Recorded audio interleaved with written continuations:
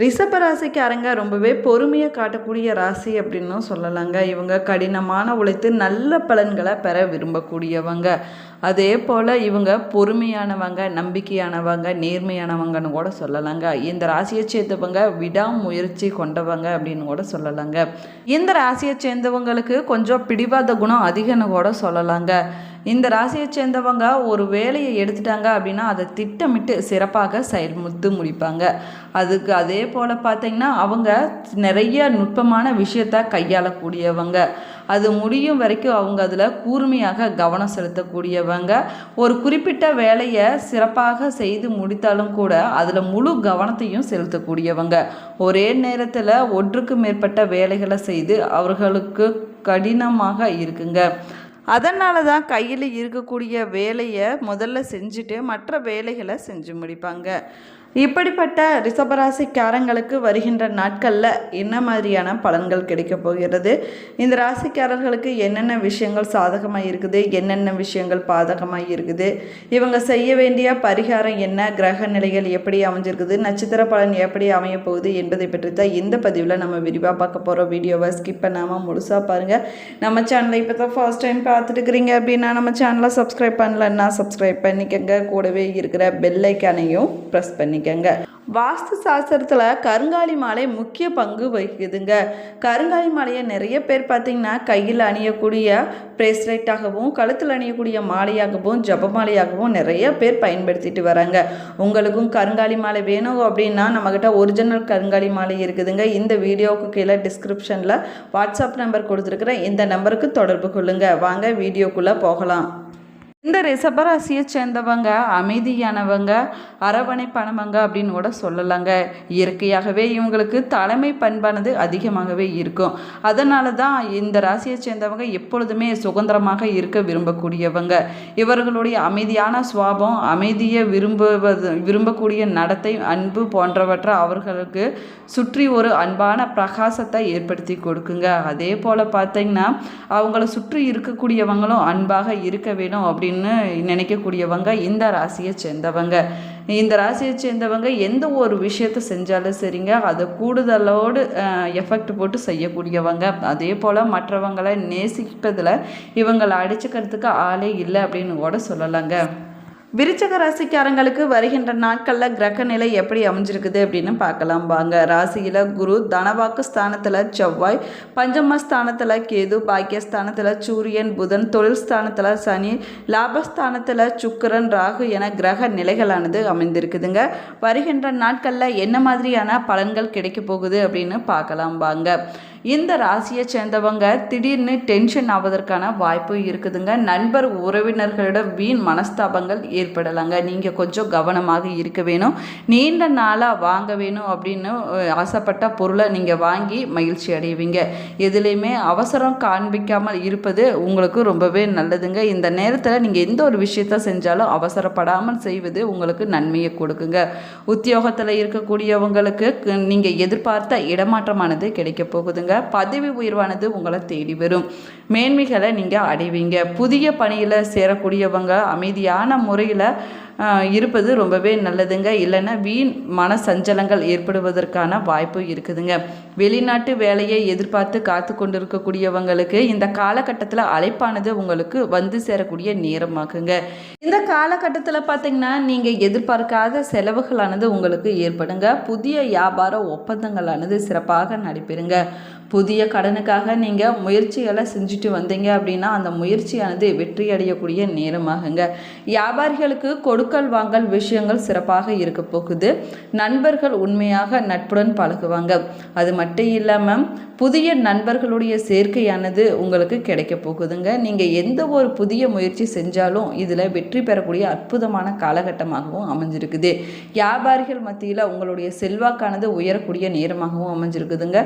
புதிய சந்தைகளை நாடி பொருட்களை விற்பனை செய்வீங்க. அரசு வழியிலும் உங்களுக்கு சில நன்மைகள் உண்டாகக்கூடிய யோகமான காலகட்டமாக அமைஞ்சிருக்குது. கலைத்துறையில் இருக்கக்கூடியவங்களுக்கு புதிய வாய்ப்புகளானது கிடைக்க போகுதுங்க. அதன் மூலமாக புகழும் நல்ல வருமானமும் உங்களுக்கு கிடைக்க போகுது. அதே போல் பார்த்திங்கன்னா கலைத்துறையில் இருக்கக்கூடியவங்க பிரபலமானவங்களை சந்திக்க வேண்டிய சூழ்நிலைகளும் உருவாகுங்க. சமுதாய பணிகள் செய்து உங்களுடைய பெயரை மேலுமே உயர்த்து கொள்ளக்கூடிய அற்புதமான காலகட்டமாகும்.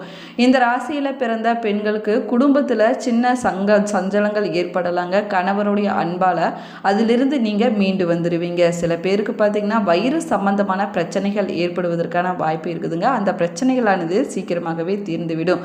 இருந்தாலும் நீங்கள் கொஞ்சம் கவனமாக இருக்க வேண்டிய நேரமாகும். அரசியல் துறையில் இருக்கக்கூடியவங்களுக்கு கோர்ட்டு விஷயங்களில் சுமூகமான முடிவுகளானது உங்களுக்கு கிடைக்க போகுதுங்க. சிலருக்கு வழக்கில் வெற்றி அடைவதற்கான வாய்ப்பு இருக்குதுங்க. இந்த ராசியில் பிறந்த மாணவர்கள் கடின உழைப்பை போட்டு படிப்பது ரொம்பவே முக்கியமானதாக சொல்லப்படுதுங்க. நீங்கள் படிப்பில் இந்த காலகட்டத்தில் நீங்கள் கவனம் செலுத்துவது உங்களுக்கு நன்மையை கொடுக்குங்க. பெற்றோர் மற்றும் ஆசிரியர்களுடைய பேச்சை கேட்டு நடந்து கொள்வது ரொம்பவே நல்லது. மற்றபடி உடல் ஆரோக்கியத்திற்கு தேவையான உடற்பயிற்சிகளை நீங்கள் செய்ய வேணுங்க. ரிஷபராசியில் பிறந்தவங்களுக்கு நட்சத்திர பலன் எப்படி அமைஞ்சிருக்குது அப்படின்னு பார்க்கலாம் வாங்க. கிருத்திகை நட்சத்திரத்தில் பிறந்தவங்களுக்கு வருகின்ற நாட்களில் நீங்கள் எந்த ஒரு புதிய முயற்சி செஞ்சாலும் சரிங்க, அது கொஞ்சம் தாமதமான நிலையால தாங்க இருக்கும். உத்தியோகத்தில் இருக்கக்கூடியவங்களுக்கு வீண் அலைச்சல்கள் ஏற்படலாங்க. காரியங்கள் கொஞ்சம் இழுபறியாக இருக்கக்கூடிய நேரமாகவும் அமைஞ்சிருக்குது. இருந்தாலும் உங்களுக்கு அந்த காரியமானது சிறப்பாக முடியுங்க. நீங்கள் கொஞ்சம் அமைதி காத்திருக்க வேணுங்க. பேச்சை குறைத்து கொள்வது ரொம்பவே நல்லது. நீங்கள் செய்யக்கூடிய வேலையில் நீங்கள் முழு கவனத்தோடு நீங்கள் செஞ்சீங்க அப்படின்னா உங்களுடைய வாழ்க்கையில் வெற்றி நிச்சயமாக கிடைக்குங்க. உங்கள் வாழ்க்கையில் பலவிதமான நன்மைகளானது வந்து சேரும் அப்படின்னு சொல்லப்படுதுங்க. ரோஹிணி நட்சத்திரத்தில் பிறந்தவங்களுக்கு வருகின்ற நாட்களில் என்ன மாதிரியான பலன்கள் கிடைக்க போகுது அப்படின்னு பார்க்கலாம் வாங்க.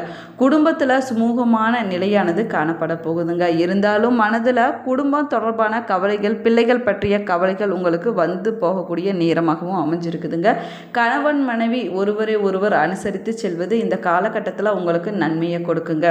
ரிஷபராசி மிருக நட்சத்திரத்தில் பிறந்தவங்களுக்கு வருகின்ற நாட்களில் என்ன மாதிரியான பலன்கள் கிடைக்க போகுது அப்படின்னு பார்க்கலாம் வாங்க. வருகின்ற நாட்களில் வீண் செலவுகளானது அதிகரிக்க போகுதுங்க. நீங்கள் கொஞ்சம் கவனமாக இருக்க வேணும். உங்களுடைய தாய் தந்தையருடைய உடல் நலத்தில் கவனம் செலுத்துவது உங்களுக்கு நன்மையை கொடுக்குங்க. தொழில் வியாபாரத்தில் மெத்தன போக்கானது காணப்பட்டாலும் குருவோட பார்வையால் தேவையான பணவரத்தானது உங்களுக்கு கிடைக்கக்கூடிய காலகட்டமாகவும் அமைஞ்சிருக்குதுங்க. இந்த ரிஷபராசிக்காரங்க செய்ய வேண்டிய பரிகாரம் என்னென்னு பார்த்தீங்கன்னா, சிவன் கோவிலுக்கு சென்று சிவன் கோவிலை நீங்கள் 3 முறை வலம் வர வேணுங்க. இப்படி வலம் வந்தீங்கன்னா எல்லாமே உங்களுடைய வாழ்க்கையில் நல்லதாகவே நடக்குங்க. அமாவாசை நாளில் நம்முடைய வீட்டில் வாசலில் கோலம் போடக்கூடாதுங்க. உங்களுடைய முன்னோர்களுக்கு நீங்கள் தர்ப்பணம் கொடுக்க வேணும். இது வரைக்கும் முன்னோர்களுக்கு தர்ப்பணம் கொடுக்க தவறிந்தீங்கன்னா இந்த அமாவாசையில் கண்டிப்பாக நீங்கள் தர்ப்பணம் கொடுக்க வேணுங்க. நம்முடைய முன்னோர்கள் நம்ம வீட்டுக்கு அமாவாசை நாளில் வருவதாக சொல்லப்படுதுங்க. அதே போல் அமாவாசை நாளில் காகத்திற்கு எச்சில் படாத சாதத்தை வைத்துவிட்டு நீங்கள் சாப்பிடுவது உங்களுக்கு நன்மையை கொடுக்குங்க. இந்த ரிஷபராசிக்காரங்களுக்கு வருகின்ற நாட்களில் நினைத்த வேலையை நினைத்தபடி செய்து முடிப்பாங்க. பெரிய மனிதர்களுடைய ஆதரவானது கிடைக்க போகுதுங்க. குல தெய்வத்துடைய அருளால் தடைப்பட்ட காரியம் எல்லாமே சிறப்பாக நடக்க போகுதுங்க. அரசு பணியில் இருக்கக்கூடிய ஒரு சிலருக்கு எதிர்பார்த்த இடமாற்றமானது கிடைக்க போகுது. உத்தியோகத்தில் இருக்கக்கூடியவங்க முடிந்த வரைக்கும் கவனமாக இருப்பதும் நியாயமாக நடந்து கொள்வதும் நன்மையை கொடுக்குங்க. இல்லைன்னா மேலதிகாரிகளுடைய கேள்விக்கு பதில் சொல்ல வேண்டிய சூழ்நிலைகளும் ஏற்படுங்க.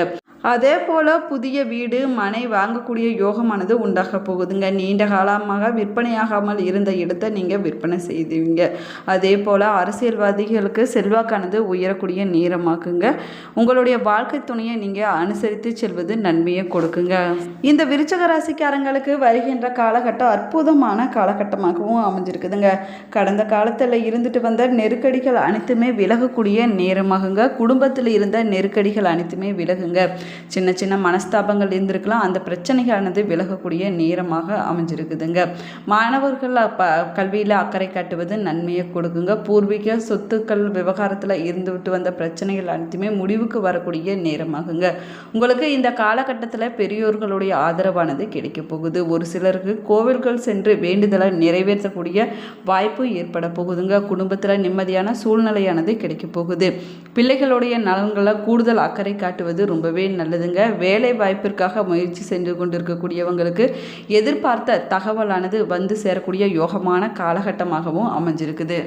இந்த பதிவு உங்களுக்கு பயனுள்ள தகவல்களை கொடுத்துருக்குன்னு நினைக்கிறேன். இந்த பதிவு உங்களுக்கு பிடிச்சிருந்தால் லைக் பண்ணுங்கள், ஷேர் பண்ணுங்கள், கமெண்ட் பண்ணுங்கள். இன்னும் நம்ம சேனலை சப்ஸ்கிரைப் பண்ணலன்னா சப்ஸ்கிரைப் பண்ணிக்கோங்க. அப்போ தான் நம்ம போடக்கூடிய ஒவ்வொரு வீடியோவுமே உங்களை நோட்டிஃபிகேஷனாக வந்து சென்றடையும். கூடவே இருக்கிற பெல் ஐக்கானையும் ப்ரெஸ் பண்ணிக்கோங்க. Thank you friends. நீங்களும் 12 ராசியில் எந்த ராசிக்காரர் என்பதையும் உங்களுடைய நட்சத்திரம் என்ன என்பதையும் மறக்காமல் கமெண்ட் பாக்ஸில் கமெண்ட் பண்ணுங்கள். தேங்க்யூ.